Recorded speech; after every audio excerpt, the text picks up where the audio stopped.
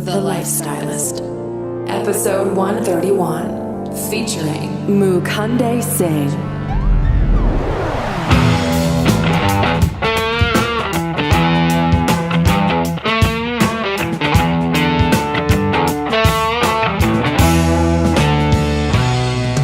I'm Luke Storey, a former celebrity fashion stylist and founder of School of Style.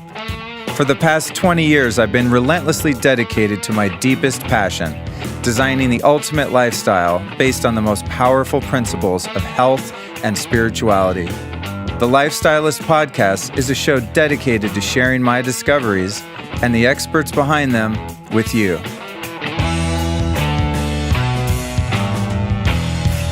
Since launching this podcast, one of the most common questions I get is, okay, what's the number one piece of biohacking health technology you would recommend if you could only pick one?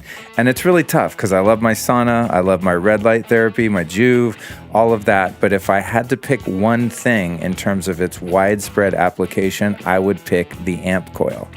Now, if you listen to episode 98 back in the day with the AMP Coil founders, you already know what I'm talking about. But this is a machine with a lot of potential, and it's based on a lot of different alternative healing devices that I've played with over the years before there was even a word for it. You know, we didn't call it biohacking. It's just like health devices that you'd find. And so they've combined 5 of the most powerful technologies together in the AMP Coil. So bioresonance, biofeedback, Tesla technology, PEMF, and sound and vibration.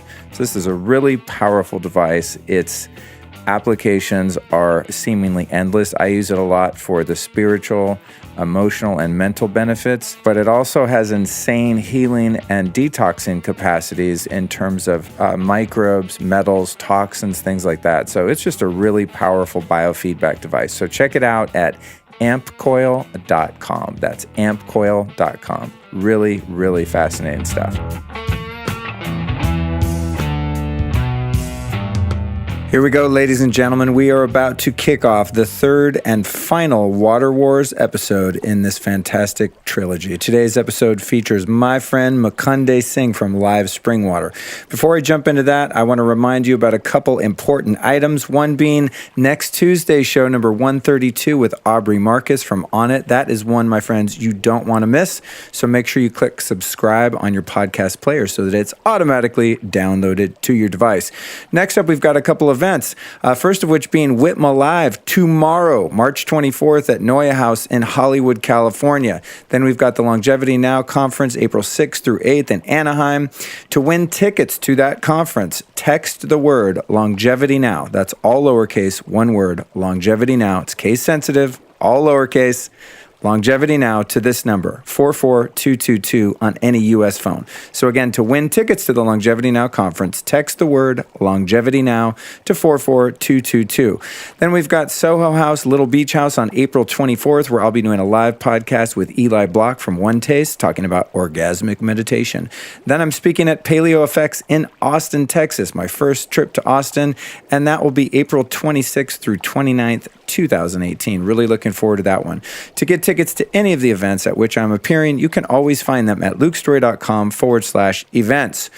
All right. So if you're just catching this episode and you did not catch Water Wars Part 1 with Daniel Vitalis or Part 2, which launched earlier today with Seth Pruzansky, I recommend that you go back and check those out because this one's really good, but they're also really good. In fact, in this series, this trilogy, we've actually covered 5 hours all about water. So I think if there's anything you've ever wanted to know about how to get the healthiest water in the world, you will have learned it in this one, my friends. Okay, I also want to let you know that our guest Mukhunde from livespringwater.com has made a special offer to you for water delivery on, I think, the West Coast, if not the West Coast, California. I don't know. Go on their site, put in your address, see what you find. If you use the code LIFESTYLIST, you will save 27% on your first order. So that's at livespringwater.com. Pretty cool deal.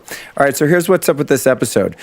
Mukhunde is a leader in the health revolution, which advocates drinking unprocessed spring water in reusable glass. He founded the first company which offers lab-tested, safe, and probiotic spring water delivery in chilled 2.5-gallon jugs.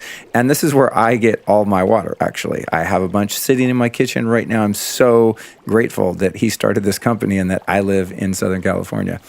Mukhunde believes the earth should be restored to a pristine paradise by influencing human desire to source our food, water, and medicine from natural landscapes. That's his philosophy. So in this third and final episode in the trilogy, we talk about how he turned his love for natural spring water into a business, into his company, Live Spring Water, and all of the challenges he's faced along the road to success, including a ton of recent attacks from the mainstream media. He was kind of the brunt of a lot of these jokes in media, and so we get into a bit of that. It's really fascinating to see how they can change the story around and all of that. It's crazy. So you're going to learn in this episode about more of the spiritual and mystical aspects of water, and really being connected to the planet, and why it's important to use our water as a means by which to stay close to nature. You're going to learn also what it's like to take your dream and passion and turn it into a business. So this is a really great episode. It brings me just a tremendous amount of pleasure to teach people about water because it's one of my deepest passions personally, and it's something that I get so many questions about. So I think by the time you get to the end of the third episode here, like I said, you probably know everything you ever wanted to know and hopefully more.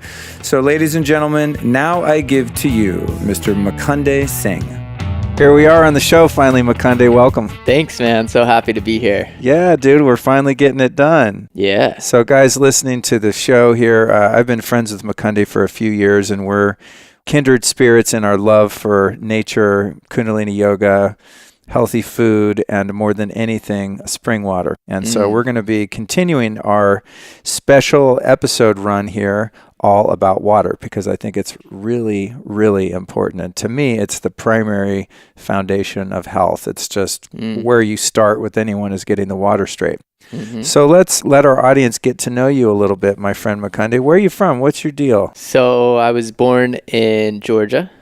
I'm living in Maui right now, spending a lot of time also in Los Angeles and San Francisco recently, where we're doing water deliveries currently, expanding more to more zones every day, but spending lots of time in those places right now. And when I met you, you were living, I think, in Topanga Canyon, where all dudes with beards and long hair live in LA.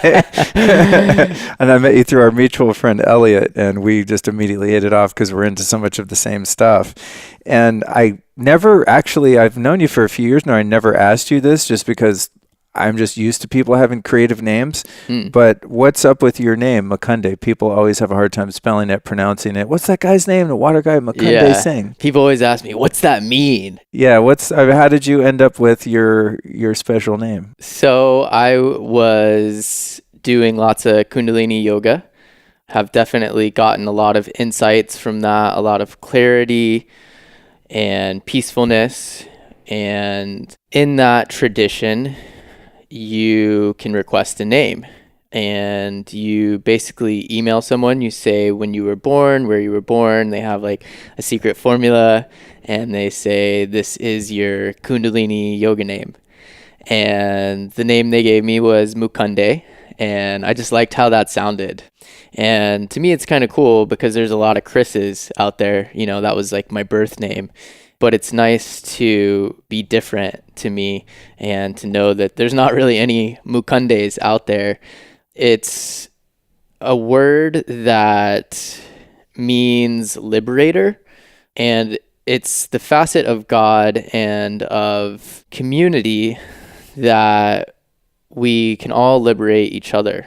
We all have lessons to teach each other, and we all can uplift each other. And that's kind of what it means to me, and it's always like an affirmation of that. Cool. Awesome. Yeah. It's funny. I never asked you that. I just assumed it was that because a couple of years ago, I sent in to 3HO and did that process, and they sent me back my spiritual name, which I haven't elected to go by just for whatever reason. What was it?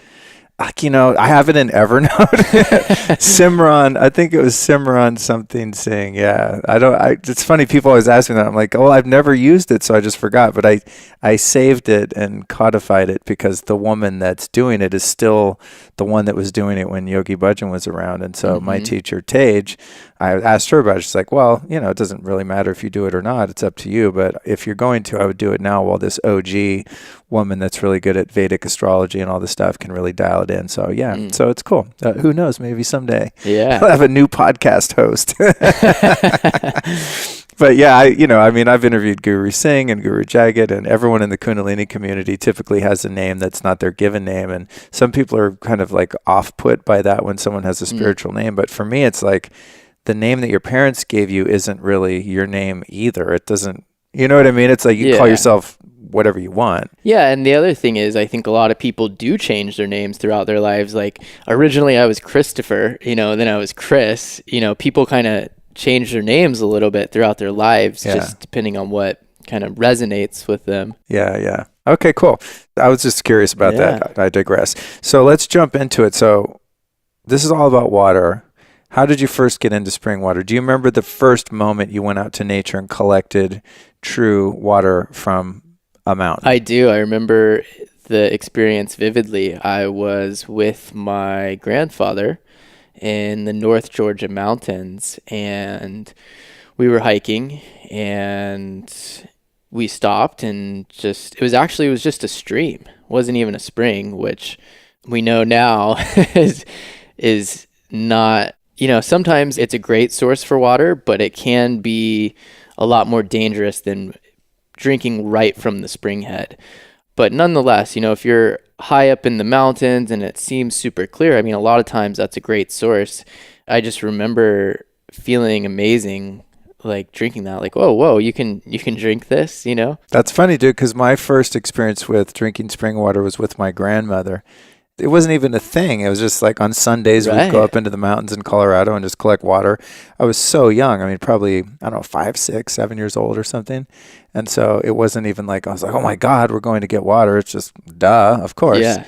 And then we'd have a jug of it that would last a few days or something like that on the kitchen counter, Yeah. So that was your first experience. And then was that something you did periodically throughout your life, or did you then pick this practice up again later as an adult? Yeah, so I totally kind of forgot about that. And then I started following the teachings of Daniel Vitalis, and what he said about the benefits of spring water just totally made sense. So I used his resource that he created 10 years ago, findaspring.com. And me and my buddy drove up to Big Bear, which is about 2.5, 3 hours from LA.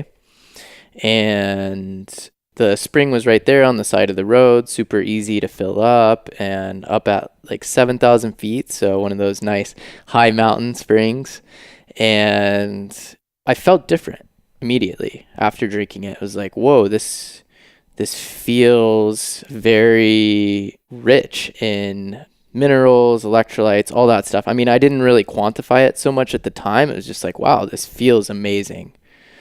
So then I started collecting it and drinking it, going up there. I was just in a little Prius car I had at the time, just bringing back a few jugs. And it was just astonishing to me that, I learned every spring water company providing spring water to the public is processing it with UV light, ozone gas, and submicron filter, which is scrambling the DNA of the healthy microorganisms in the water, which means that it won't turn green. It can stay shelf stable in hot warehouses, in hot delivery trucks. And what's happening there is it's destroying a lot of the healthy stuff and just kind of tainting the water. I actually had a neighbor who wasn't able to breastfeed her baby. The baby wouldn't latch to her breast, and doctors said it was because she had a mineral deficiency.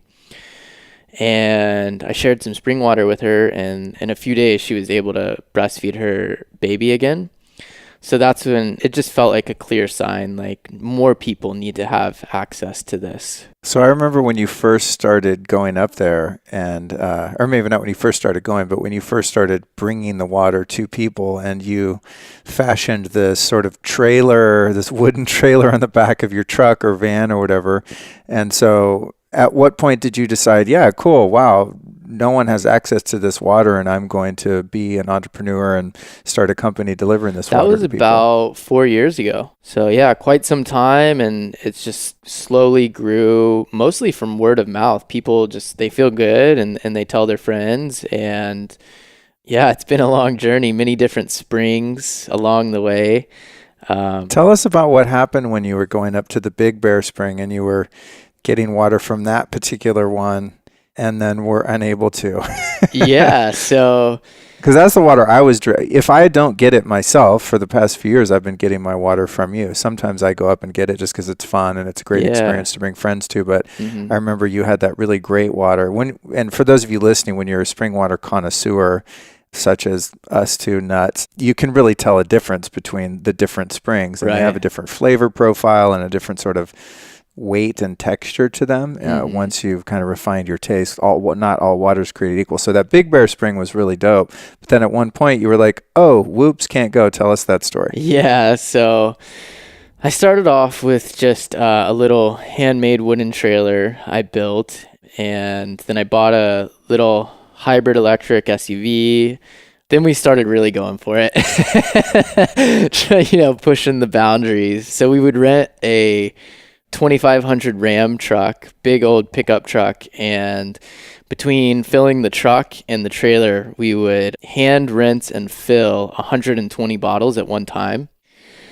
So we got away with that for a few months, and then at some point the Park Service came up and they told us we couldn't do it anymore. And was it state or federal land, do you know? I believe it was national forest land. Yeah, so we left the spring, got most of the bottles filled up that trip, luckily, and then we came back like in a week or two. Just like, I think we came back like at nighttime. We're like, all right, well, let's see how far we can push it. And there was a giant boulder right in front of the pipe that we had been filling up at. So that's when it was a clear sign that we needed to do more of a legit operation. Right. So your humble beginnings were very punk rock, basically. Totally. Well, I've had a similar thing happen. I have my spring that you know about, and people ask me all the time. I'm never going to give it up because if everyone starts going, they'll shut it down or do some weird thing that the government does. But I ran a pipe up to my spring because it wasn't accessible to the road. It was a huge operation, expensive in time and energy and even supplies. And we go to Home Depot and buy hundreds of feet of this tubing and connectors and funnels and all this crazy stuff to rig it. But I would just go up there and get my own water. I'm not trying to start a company or anything. I just want 3 months worth of water, as much as will fit in my truck. And then I went up there a few months ago, and there was a big truck parked there, and there was this guy with his family, and they had like a bunch of lawn chairs out, and they were basically having like a family, beautiful family Sunday, filling up all these bottles, like just every size bottle you can imagine. And he had run this big ass pipe. He was a much better plumber than I, and he ran this big kind of like a fire hose up from the spring, and he was filling it up. And I pulled up and I was like, oh, damn, the spot's getting blown up. But hey, listen, it's a free country. Like, if they got there first. So I decided, well, we'll just wait until these guys bounce. But I go up and talk to the guy and he's like, yeah, man, the Forest Service came by and told me to leave. And I'm like, screw that, I'm not leaving. So I just kept pumping my water.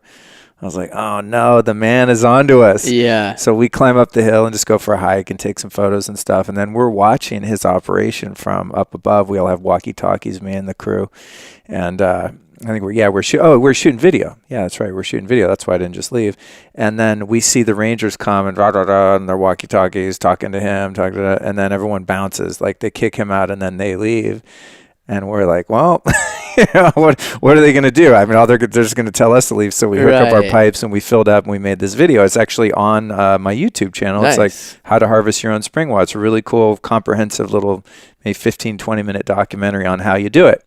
So it kind of sucks because now the Forest Service is sort of at odds with the public now. And what the Forest Service told that guy, which is a valid law, I mean, it's on the books, is that a private citizen that doesn't own that state or federal land cannot legally divert water to another location using pipes and all that kind of stuff, So it's like, the technicality of it, I guess, got you at one point. They're like, okay, this is a commercial operation. This isn't a couple backpackers coming by and filling up their little, water bottles. This is like a full-on truck and trailer. So you got aced out of the Big Bear spot. Then what was your next move? I remember you had quite an adventure for a while of exploring different springs and stuff. So what was the next part of the journey like? So I felt bad about the Big Bear spring. It's kind of like, dang, we just brought all this heat and then now people can't access this pipe to get the spring water. So one thing that was good, we actually went back and we hammered in a new copper pipe that's even closer to where the spring head is. So that felt good to do that, just so people know that spring is flowing right now. Right. Again. And did you ever have the Big Bear spring tested? I did, yeah. Yeah, it's clean, legit. No, super clean, yeah. No bacteria, pesticides, heavy metals, weird stuff. No. Cool. So after the Big Bear one, we started going to Ojai, to another national forest. And it was kind of the same deal, like the one where you had to connect all the hose. Dude, the Ojai one is treacherous. Yeah. That's even harder than the spring that I go to. Yeah. Oh, really? Yeah. And the Ojai water is like, But it's funny. It's like you good. said, it's like that would be the best day of the week for me. Like, oh, cool. I get to like go hike in the mountains and like be physical and like bring back this beautiful water. It's like it's a fun adventure and way to work out. Yeah, I know, dude. You were like in beast mode when you were hauling those water I bottles. was, yeah. I mean, you guys watching on Facebook Live or Instagram Live, you're not like a huge rip guy. You're not a mesomorph like football player body type. You're very lean. But dude, you're jacked. When you used to bring the bottles into my house, I was like, Jesus, dude. This guy like get these huge 5-gallon glass carboys. I mean, have you ever weighed one of those? Yeah, they're like 50, 55 pounds. Yeah, they're no joke, man. They'll throw your back out real quick if you're not careful. They're intense. Actually, the first time I went up to the spring that I go to, I didn't realize how far from the road it was. So I brought a bunch of 5-gallon bottles and then I carried one empty one up to the top of the hill where the spring is. Oh, wow. And just getting an empty one up there was treacherous. But then once I got to the top, I was like, well, I didn't come all this. It's a 2.5-hour drive from LA. I'm like, I didn't come all this way and spend my whole day, almost bust my ass getting up this hill to go empty. So I filled it up. And then it was like no way I could carry it down the hill. It would have been really dangerous. I mean, if you drop one of those things on your foot, you could literally like cut your freaking foot off, Oh, yeah. So I basically just scooted on my butt down the hill the whole way. But it's all rocks. It's like a ravine it's just gravel, basically, So I'm like sliding this glass bottle, screeching down this gravel for, I don't know, it's probably at least 100 yards down this steep ravine, and it was so gnarly and dangerous. So it's fun, but it's a workout, like you said, For sure. For sure. All right, so the Ojai Spring, still public land. You're still not totally legit. Well, not totally. You're not at all legit in terms of the legality of where you're getting the water in terms of having permits and water rights and things like that. So then what was the next phase of like, okay, wow, if I want to make a real business of this and not just slang water to my homies, then what was the next part of the journey where you actually had to go procure water rights and things like that? So I was searching all over California, and it was during the drought, like one of the really heavy drought years. And in my mind, I was like, oh, I'll just get a property with like a spring on it and like we'll just do it like that. And for whatever reason, I didn't really find a spring that was like felt really good. And then I was traveling all over to really find the best source. So I ended up all the way up in Oregon, and someone told me about Opal Springs. And that spring is flowing out of a lava tube, 108,000 gallons per minute, with fire agates that look like opals. And it worked out really great because there's already a bottling facility there. So they can triple wash and rinse all the bottles for us. They can help us with storage. And the profile of that water is just the best I've ever seen. Abundant in the 4 primary electrolytes. Got lots of the rare beauty mineral silica. And it's super, super pristine. It's the water is dated. It hasn't been on the surface of the earth for at least a few thousand years. So it doesn't have any industrial age contamination in it. Right. And you find that out from sending it to these very scrutinizing scientific labs where you send them actually samples of the water. Right. And they run it through a series of tests to determine it's free of pathogens and bacteria and industrial pollution and all of that stuff. Mm-hmm. I think this is where people get confused, and we're going to go into some of the media coverage because that's really one of the main things I want to talk to you about, because it bothers me so much when the media intentionally lies to the public, and they've been doing a lot of that around the water issue. Mm-hmm. But I think what people need to understand is the difference between where water is in its life cycle, right? As you're mentioning, this water hasn't seen the light of day. It hasn't been exposed to the surface of the earth in hundreds or thousands of years, right? I mean, even if you got water that hasn't been above ground for 200 years, you're pretty good. Yeah. And this is the thing I think people don't realize is oh God, it's so frustrating explaining this to someone that's so indoctrinated into the domesticated existence that we have. But when you go buy a water filter that's, 6 to 8 inches tall, it's made out of a lot of the same stuff that's elements of the earth to filter that water. But when you're getting true spring water, it's thousands and thousands of feet of that filtration material that water has to pass through to get up to that 7,000 feet, spring where it comes out. So it's like people are afraid of not drinking water that's filtered for 6 inches when you could have water that's filtered for thousands of feet. It's like kind of hard to get my head around why that we're so disconnected from the earth that like drinking water from the earth in a safe, scientifically tested way is so foreign to people. It kind of speaks to how disconnected we are as a species from Mother Earth, Yeah, it's so true. And not only is it getting filtered through all those layers of rock, but it's also getting charged up as it's going through crystal and mineral lined channels and getting structured with all of the Earth's energy. So it's not really something that you can recreate from filtering tap water or something like that. Right. And so once you locked in this property, I mean, you must have been pretty stoked that you finally found a pristine spring. Yeah. So did you find the spring, talk to the people that are like, cool, we want to work with you, and then the next step was getting the water tested, I'm assuming, to make sure that it's worth it, there's no contamination or something like that. And then what's it been like to scale the business from a business perspective as an entrepreneur? I know you've had, different iterations, and, it started out with your little homemade plywood trailer, and next thing you know, there's like a full-on one of those Mercedes Sprinters pulling up to my house with logos on the side, and it's refrigerated, and it's a real thing now. Yeah. So what's the process been like that from a business person's perspective? It's been a lot of fun. It's something that no one's ever done before. Reusable, unprocessed spring water in chilled, reusable glass. So it's been a lot of fun. It's been a lot of challenge to finance the growth that we're experiencing. And it's definitely not always easy. We've been criticized for having super expensive water, and there's a reason that it is more than most water, and that's because refrigerated trailers for transportation and refrigerated warehouses and refrigerated delivery trucks, all of those things, the lead-free glass that we had custom made, all of these things are not the most inexpensive option. So it's not like we have huge profit margins, and a lot of what we have earned has just gone to growing our infrastructure so we can make this available to more people. Right. And then what was it like dealing with the government regulatory agencies in terms of having the ability to sell that water without following the regular protocol of sterilizing it essentially and processing it, as that word you use, like a processed food. And most of us are drinking processed water. I understand that a couple towns around where you're spraying, actually, the whole town subsist on that water as their primary source.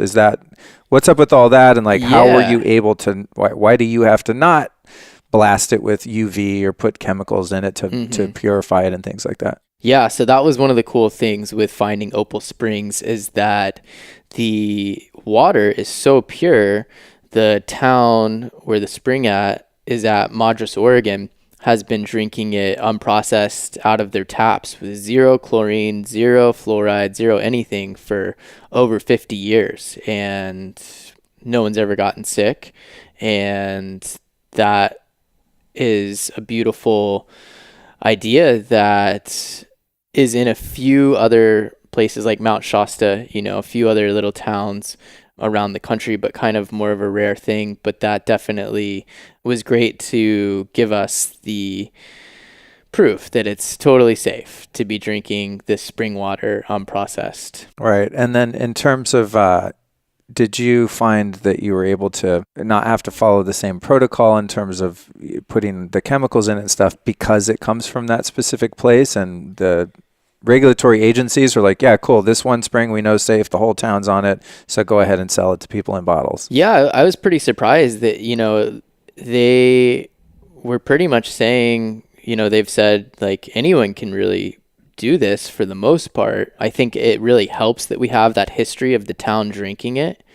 But really, I think the reason that other companies aren't doing this is because when you process water, it makes it shelf stable. So it can sit in hot, toxic plastic bottles in 100-degree warehouses and highway transportation trucks and just never go green. And they don't have to worry about how fast it sells or keeping it chilled. And it's really just companies doing it for higher profit margins. Right. So it's sort of like bottled water that's processed is kind of like the Twinkie versus an Apple.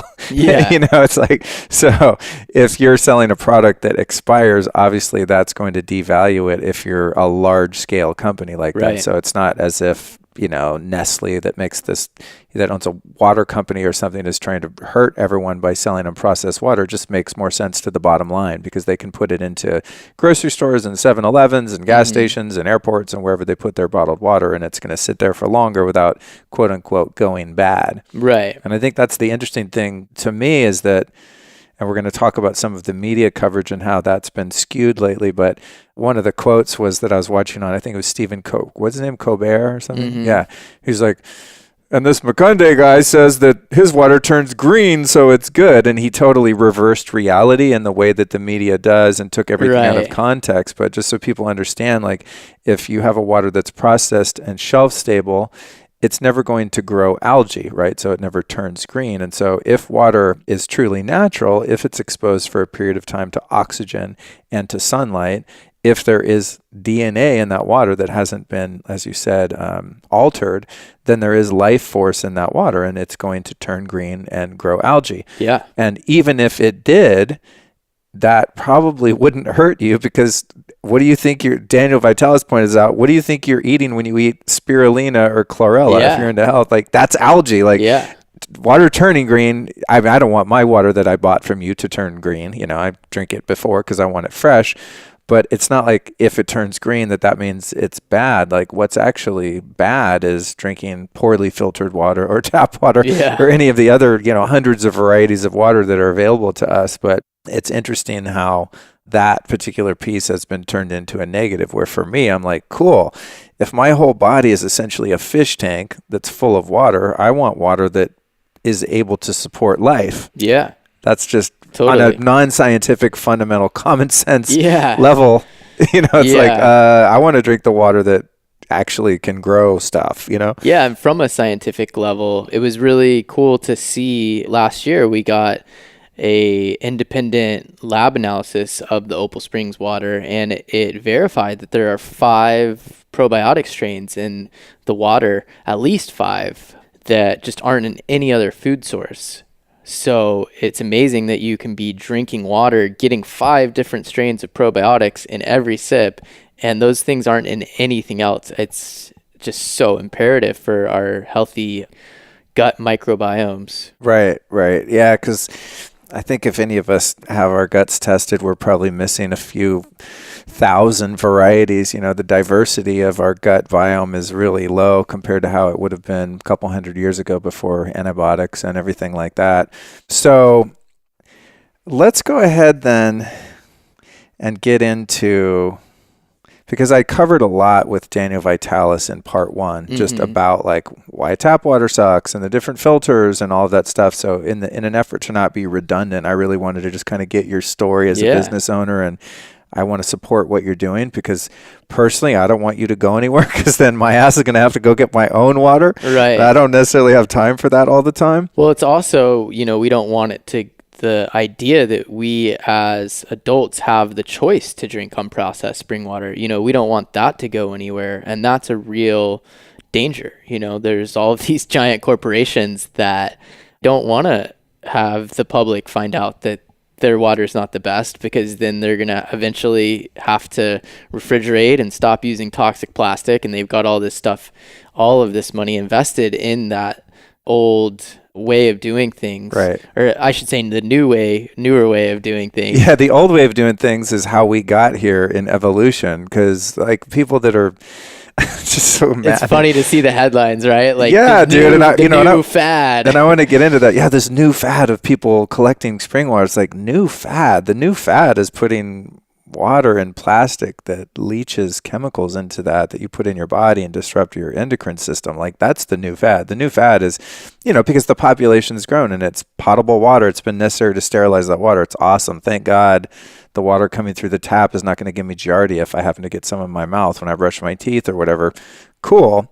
But I think one of the reasons people are so afraid of this is because going back 3 or 4 generations, or now at this point, I'd say maybe 3, that the idea of getting your water from anywhere from other than corporations or the government is scary. And so it's like with food and water and things like that, in terms of personal autonomy and freedom, I think that as a species, we almost have this kind of Stockholm syndrome where we need an authority figure that we have to get our water and food from. Like the idea of wild foraging food and herbs out in nature, like everyone's so terrified of dying. It's like, dude, you die faster from MSG, GMOs, right. aspartame. Like, it's funny that the stuff that people are, I'm talking about the general public, the things that they're afraid of. A lot of it is, to me, very propagandized by, as you said, the big food, big water companies, where they want us to be afraid to have autonomy and to take responsibility for our own health and the food and water that we're putting into our bodies. So there's seemingly somewhat of a concerted effort to discourage us from doing that. And because media is so powerful over our consciousness, that we go along with that, and we actually have become afraid in many ways of something that's so inherently beautiful and natural.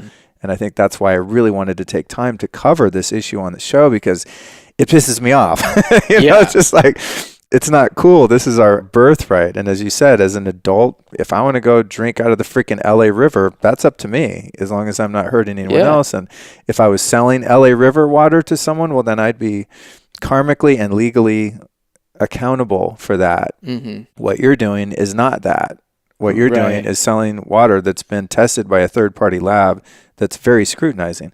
Because you were telling me about the different lab tests that you've had. There's, you could go get a water lab test that tests for X number of things for $200, or you can get the Mac Daddy test for $2,500 that tests for every goddamn thing under the sun. And you publicly share those lab results. You emailed it to me at one point because someone was like, I recommended it, and they're, how do I know it's safe? I'm like, oh my God, here's the lab results that he paid someone a lot of money to do. Yeah, and we test every batch for harmful bacteria, and just no one's ever gotten sick. That's the funny thing when you see these headlines like, you could die.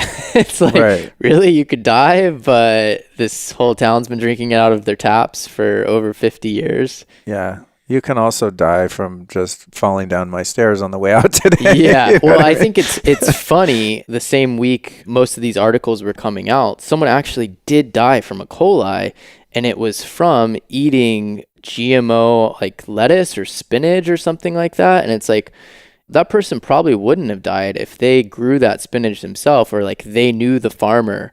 It's something like that where it's like, it's just funny. It's time for a shout out to my friends over at Organifi.com. Everyone knows that green juice is good for you now, right? You see it like in 7-Eleven. There's green juice everywhere. I love my green juice, but there's a couple problems with it. One, it usually comes in plastic, which is less than ideal. Two, it's loaded with sugar. A lot of these green juices that you think are healthy have like 25 grams of sugar. That's like a green Coca-Cola. Not good. But mainly the issue with the green juice phenomenon, for me personally, is that they're not very portable. Even if it comes in glass and it doesn't have sugar, I have to drink the whole thing at once if I'm in my car, I'm traveling or something like that. So they're just not quite convenient all of the time. And they'll just go bad if you leave them sitting there. So what Organifi has done is created this amazing superfood green juice blend that comes in a powdered form in a little packet that you can just throw in a bottle of water, any other drink, and make an instant, super powerful green juice. So it's got 11 superfoods. It doesn't have any of the swag extra stuff that you don't need. It's just the stuff that you're actually going to feel. So it's got turmeric, chlorella, wheatgrass, spirulina, mint, moringa, ashwagandha, lemon, beets, little matcha green tea for an extra kick there, some coconut water for electrolytes and potassium, and then it's sweetened with monk fruit, which is awesome because it doesn't spike your blood sugar. It's got like a low glycemic index, unlike some of those green juices I mentioned. So it's a really great product. I've been using it for months. You probably heard me talk about it before. I want to share an opportunity with you to save 20% if you want to check it out. All you have to do is go to Organifi.com and enter the code LIFESTYLIST at checkout, and you're going to save 20%. So that's Organifi.com with an I, not a Y. Use the code LIFESTYLIST and save 20%. Check it out. You will not be disappointed. I want to cover this media blitz right now. It's really interesting to watch a phenomenon like a meme that starts within the media, and one news organization jumps onto a story and it's clickbaity. It's like, ooh, that's sticky. It's like, oh yeah, people are going to click on that. Oh my God, the water, what are they doing? Fear? It's a fear-based. Yeah, exactly. Is this going to make people afraid? Cool. That means we're going to sell more advertising. Yeah. So all of a sudden, I forget what the first one I saw, but I saw something about, I think my partner Lauren texted me something, because she always clowns on all my hippie stuff that I do. She's from the city. She's not down with all this stuff to the degree that I am. So she's like, look at your water people. Everyone's clowning. And I was like, what the hell? And then I start reading it, and there's all this misinformation. There's just all these things that literally just are not factual. They're untrue.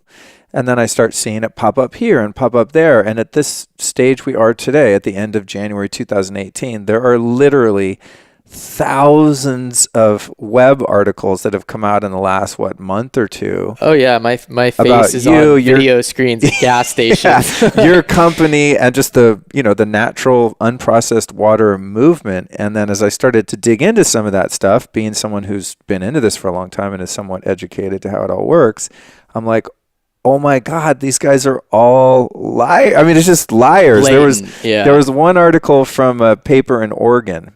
And the woman had actually reached out to me, the journalist, a true journalist, not a fake news, purveyor, but someone who actually does research. She had emailed me or messaged me on Facebook, but I missed it. And so it had already come out, and I read her article, and it was actually fair and based on facts, the pros and cons, but it was unbiased and real. But most of the other stuff that I've seen come out, I'm just like, oh my God, these guys are lying, and they know they're lying. They're just doing it to be sensational or whatever. So take me back to like the first email or the first call you got as just a dude minding your own business, running your little business from Hawaii. Like, how is this thing unfolded?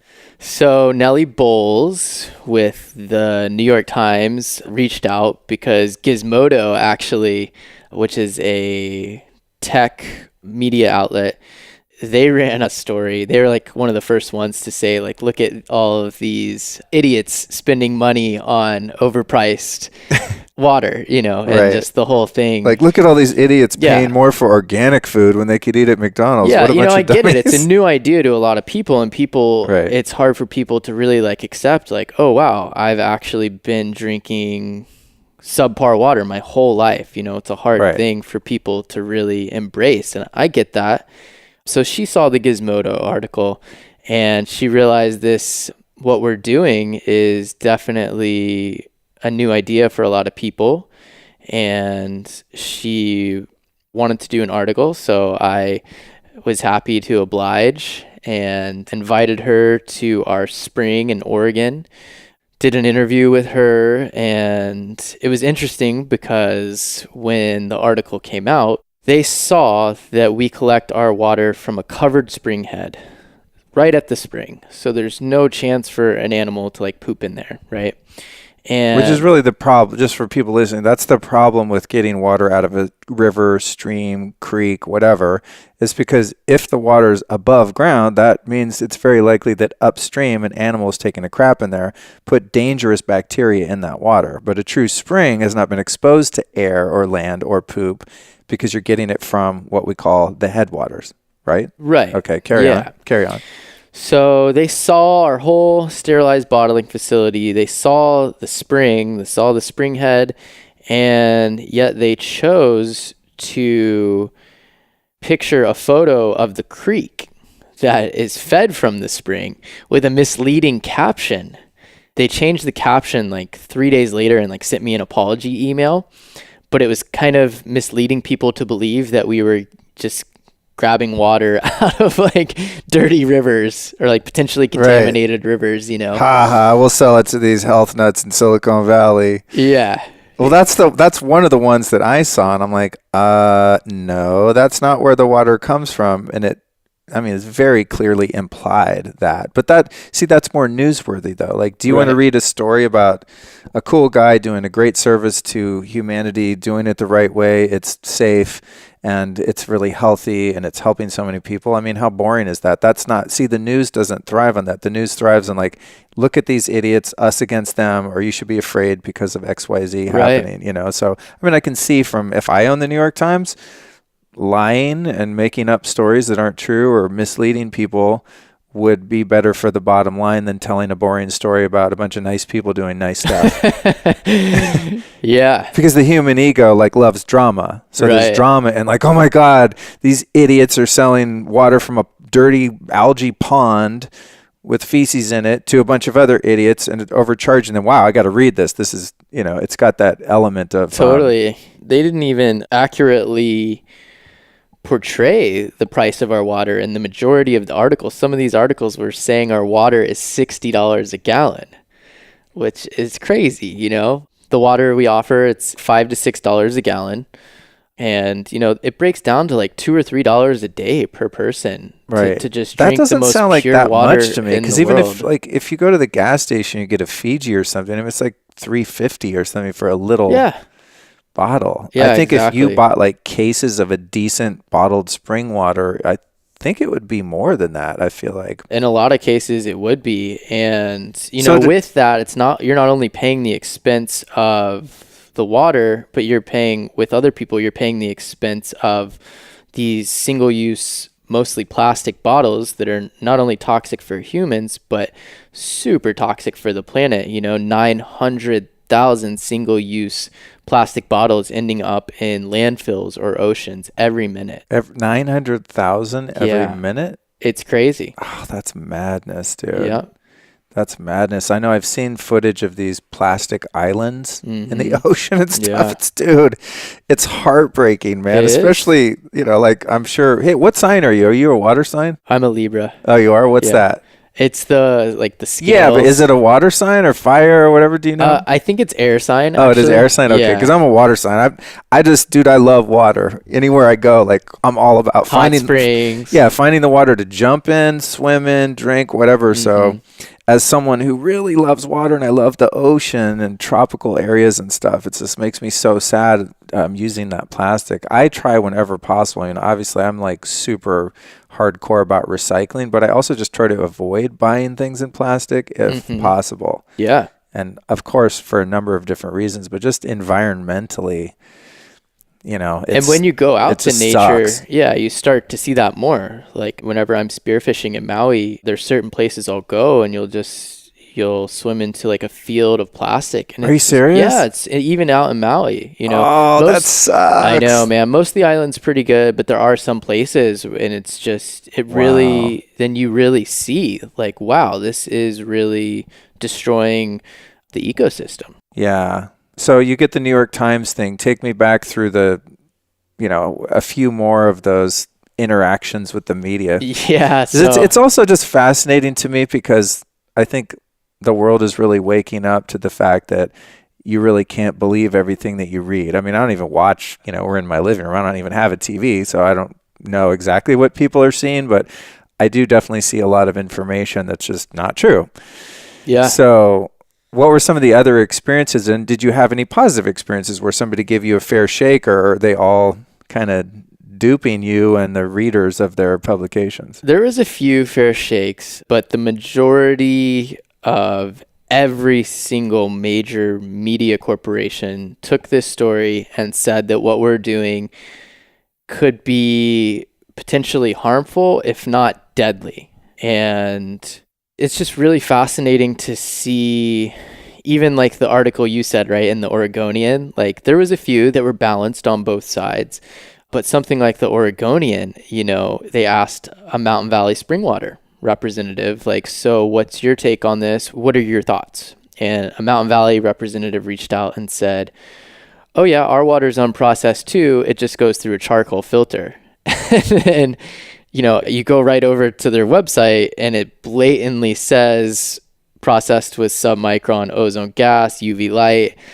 So it's funny, it's like companies I think they're starting to realize like, oh wow, this actually does make sense, but we need to kind of try and give it the kibosh as fast as we can so that we don't have to comply with giving people the best water ever. And yeah, it was frustrating when you get like 30 one-star Facebook reviews, and you've already had like 50 5-star reviews from like super happy customers. And then you just get, we've received just a lot of people that it really upsets them, and just a lot of corporations that are very upset. Like I said, my face is like on gas station video screens, like around the whole country, just trying to discredit the science and the safety of what we're doing.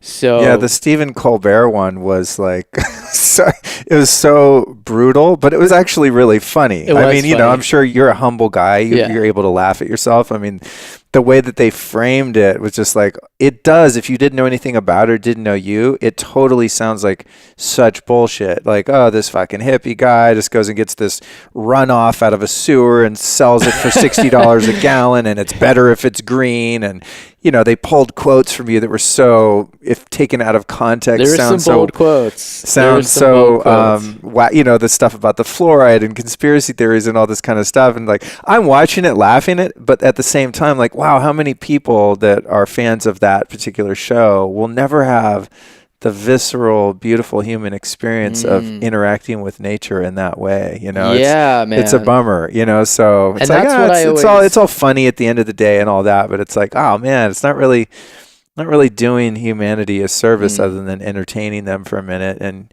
lucky for you, you don't have a really fragile ego where you're going to like go slit your wrist because someone laughed at you on TV. It's I know what the truth is, and we've maintained 99.2% of all of our customers after all of this false media info. So, I know what we're doing is healing people every single day, and just people are so grateful. And yeah, it's like you said, it is kind of discouraging where people look at what I'm doing and say that I'm just some money hungry dude like duping people. When I collect my own spring water, I always tell people that they should go and collect it themselves as the first best Dude, you option. don't even wear shoes, bro. I've yet to see you running up and down Rodeo Drive spending all that money you're making. Like, I get a feeling that's not what motivates you. Yeah. So and that's where something like our initiative to give, like you're rolling around in a Maserati, like ha ha ha ha. Like, I'm just making money. I don't think that's the game here. It's not, and that's why we are working with Daniel Vitalis to commit 5% of all of our profits to the Find a Spring project, to offer things like free tests for local springs in the community. That's so awesome, dude. Yeah. Tell people about Find a Spring for those that maybe didn't hear the segment with Daniel or unaware of what that site does. So it's an amazing website that is available in most countries across the whole planet, where people find springs or know of springs and then they post them onto the website. And anyone can look on the map and see where there are springs in their areas and what people's experiences have been at those springs. Sometimes people do post test results, and it's just such a cool, priceless resource that I have used countless times whenever I go travel somewhere. It's like such a fun thing to just make that my first stop. Like, cool, let's like tune into nature, and let's go collect some water, and it's fun, and just vibe that out. It's fun. Yeah, Find a Spring is really cool. I'd encourage anyone out there to explore that. It's a really neat experience to be able to go, and it's like a treasure hunt, and the directions sometimes are a little off and the coordinates don't make sense. And you'll ask a local and they're like, go down by the third stop sign and turn right, go 20 miles and hike up the hill 10 feet. And you're like, you get lost. It's frustrating. And then you find it and you fill up and all of that. So I think it's obviously it doesn't help your bottom line if you're like, hey, buy my water or go find your own for free. I think that is a testament to your integrity, and you just want people to have this experience. Yeah. So that's very cool. You mentioned that you did something for Comedy Central, or what was I forget what it was, some TV show or something. The Daily Show. The Daily Show. Has that come out yet? No, it'll be out in a week or two. Oh, cool. So we'll put as many links to these controversial media stories and coverage in the show notes and all of that. But what was the deal with that particular show? So, it's the Daily Show. It's on Comedy Central. They're out to promote stories that make fun of people and promote fear, and that's what sells advertisements, and that's what gets ratings up. So we'll see. So you don't really, because it's not, so you haven't seen the edit, so I guess you don't know how it's going to turn out. I haven't seen the edits, but also I can tell when someone's trying to play me.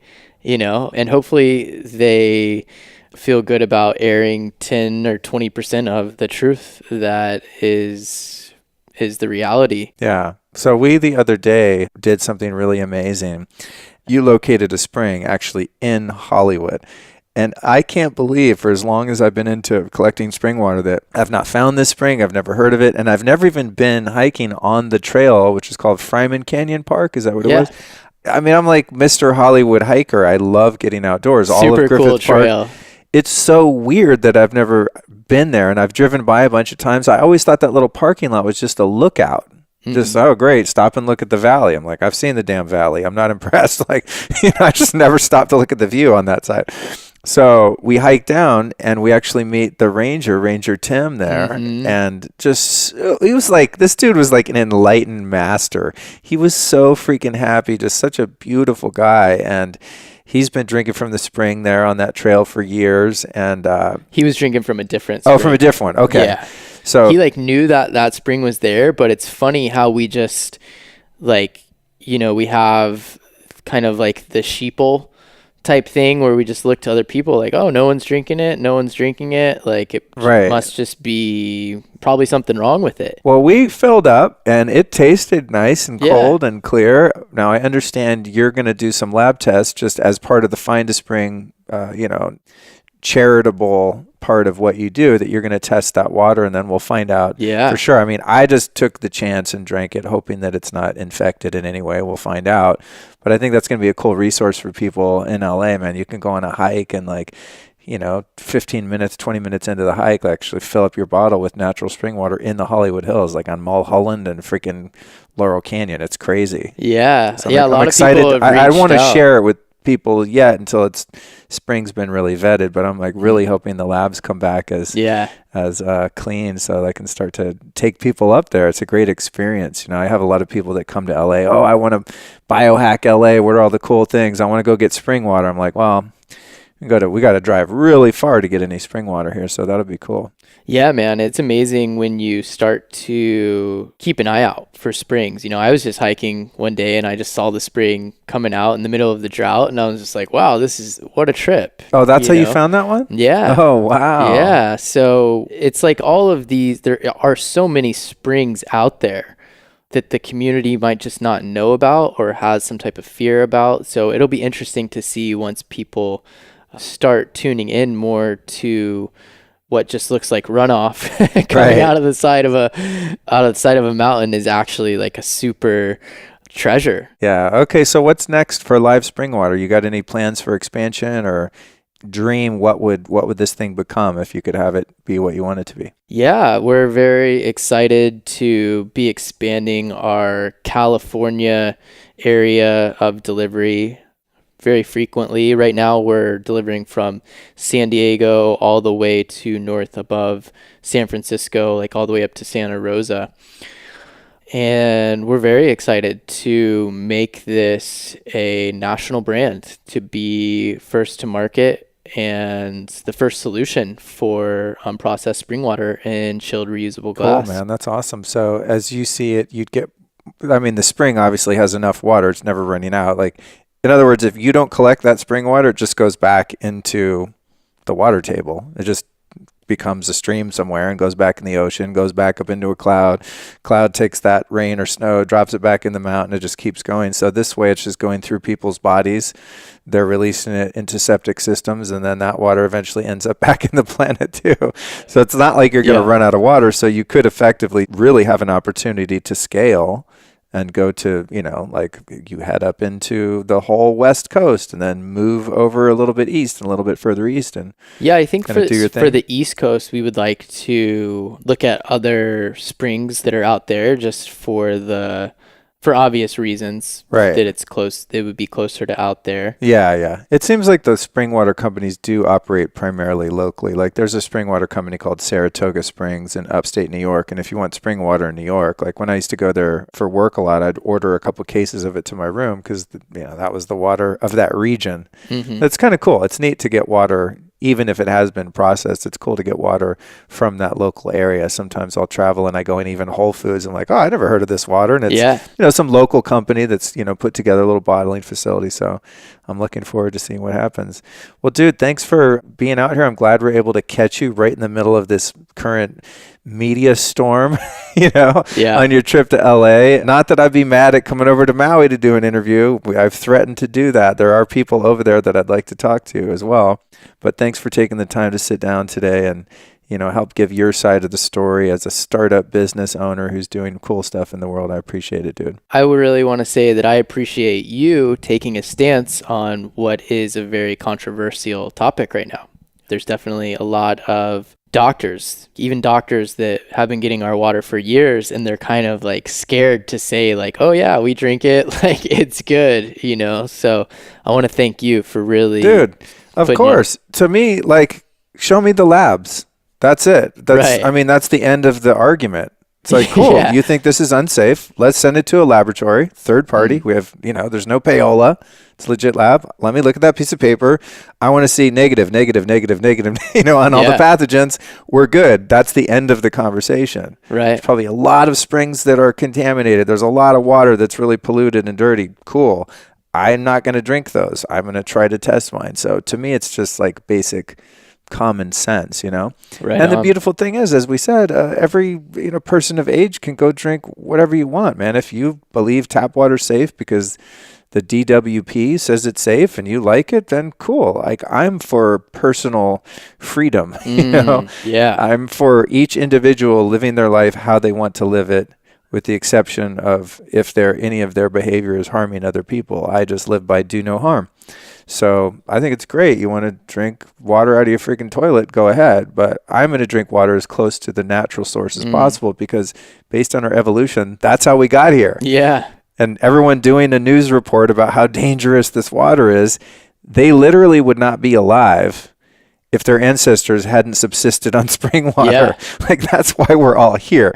We would be extinct had we not evolved drinking water from the earth. Where do you think water comes from? Some of it comes from space, but a lot of that shit's just here, Yeah. So I think it's kind of a moot point, but it is also good to be safe, and I think that people should be considerate about where they're getting their food and water and make sure that it is safe. Cool. You want to do a news story on the safety of water? Awesome, but there needs to be two sides to the story, and there needs to be truth and integrity in that. You Well, know? thanks for providing that other side of the story. Yeah, for sure, man. It's what I love to do. I'm a truth seeker, and that's what the Lifestylist podcast is about, dude. Is like, let's get down to the nitty gritty and find the truth in any given practice or supplement or lifestyle choice or yoga, spirituality, the best meditation. I'm like after what's best and most effective in all areas of life so that we can just feel better. And if you feel better, you're a better person. Yeah, man. I've been noticing that this week because I've been having this weird sort of head trip going on where I'm dizzy and stuff. I'm trying to sort out today. I feel good, but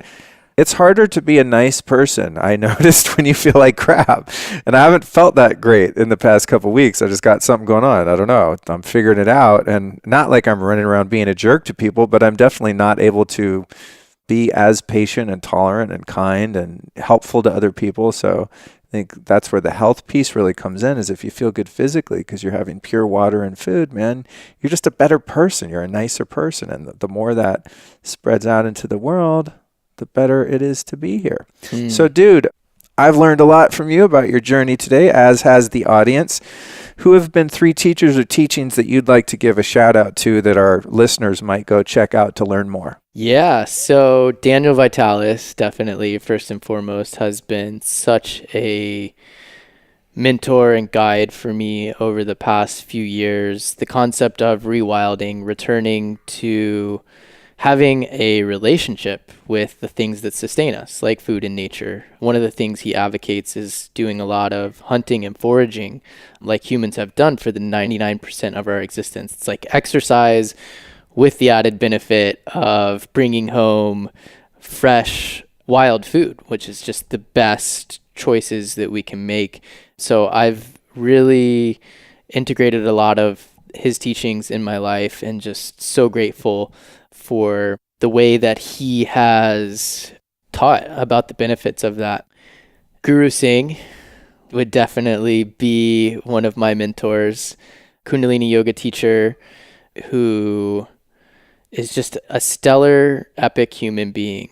When you meet him, you know, it's just one of those people that you can feel is very much coming from a place of power that's not based in ego. It's based in love and based in a power that comes from showing up for others, you know, living in service for others and doing the internal work that's not always easy to really elevate ourselves. And you can see that through him. And he definitely inspires me through his lectures, through his speaking. Awesome. Yeah. That's a great description. I like that. I've had a few people I've met in my life that have a real sense of power and integrity that's not prideful and based in ego. It's just in their breath and their presence, you know, and he's definitely one of them. All right, so I like where we're going with your first two because they're both guests on this show. Daniel will have been on 3 times, my first 3-time guest, and then recently posted our Christmas 2017 special episode with Guru Singh, which was really meaningful to me. So who's your third? My third would be the Buddha. I was like, I hope it's another podcast. I've not had the Buddha on. I've had some Buddhists. I had Sharon Salzberg on. She's a Buddhist. Yeah, Nice. okay, cool. Yeah, and I really respect what the Buddha did coming from a place of high royalty, you know, coming from a place of high royalty and yet seeking out a life that was separated from that in order to serve others. And I've actually done a Vipassana 10-day silent meditation course that is based on the teachings of the Buddha, and that has given me a lot of acceptance and teachings not to just pay attention when you have cravings or aversions to things. And it's really helped me to just not let all of the ups and downs affect me so much and kind of just be a conduit for whatever Great Spirit wants to do through me. So awesome, man. Yeah, I'd love to do one. I did not a Buddhist, but more of a Hindu 21-day silent retreat many moons ago. Yeah, and it was powerful. I'd like to do one of those. I have a show coming out in the next few weeks. I think it'll come out after this. I'm not sure actually, but with this dude, Young Pueblo, I recorded in New York, and he's a Buddhist guy, and he's done a lot of those 10 days. So we did an episode pretty much around that particular retreat. I'm excited to put that out. Yeah, it's like weirdly one of those things I've not done. So thank you for reminding me of that. In closing, where can people find you on website, social media, all that jazz? We are at livespringwater.com. And you can find us on Instagram at livespringwater. Awesome, dude. Thanks, man. It's great to see you. And I'm going to take you up on your offer to come to Maui very soon. I got to get out of the city. Yeah, you do, man. The more time you can spend in nature, you know. For real, dude. Yeah, I need some island time. All right. Thanks for coming, man. I'll see you soon. See you soon.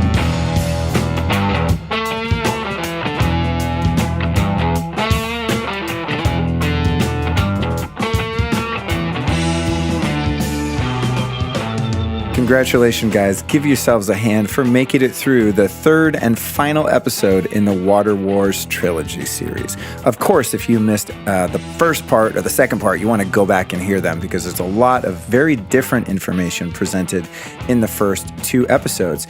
And of course, I'd love to give a shout out to our sponsors, first of which being Organifi.com, spelled with an I. If you go to this URL, Organifi.com/Luke, and use the code LIFESTYLIST, one word, you will save 20% off your order. It's a pretty good hookup.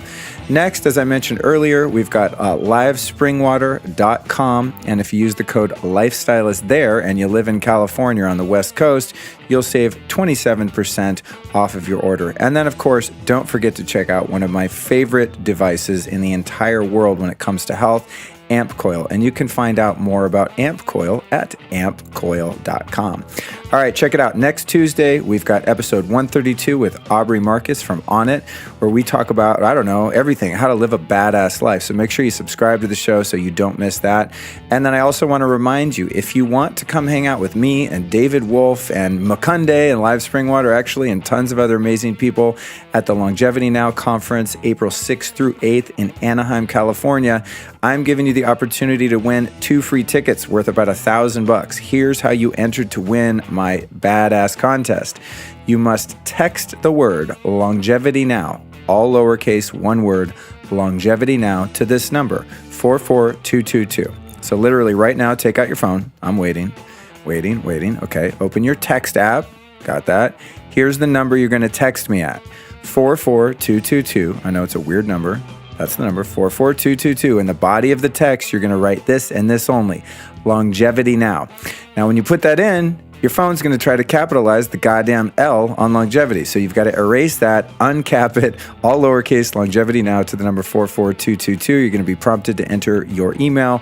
And if you do, you could win. I've got 3 sets of tickets to give away, so it might just be your lucky day. If you want to just come to the conference or Paleo Effects or any of the other events that I'm doing, including tomorrow's event, Whitma Live in Hollywood, you can, of course, just go to lukestory.com/events, where you can always find all the things that I have going on. I'm doing a ton of speaking gigs this year, so keep your eye on that URL. More than anything, I just want to thank you so much for joining me for this amazing trilogy and giving me the privilege of sharing something that I care so deeply about. And do me and the world a favor, and please just share this episode with a friend. People always want to know how they can support. You can always support, for real, if you want to go to lukestory.com/support and drop a couple bucks on the show to help me run this bitch. But if you can't do that, then just literally click share on your app right now and just text it to 2 or 3 friends that, are drinking swag, crappy water, and, help them to become enlightened and hydrated. All right. Thanks so much. We'll catch you Tuesday with Aubrey Marcus.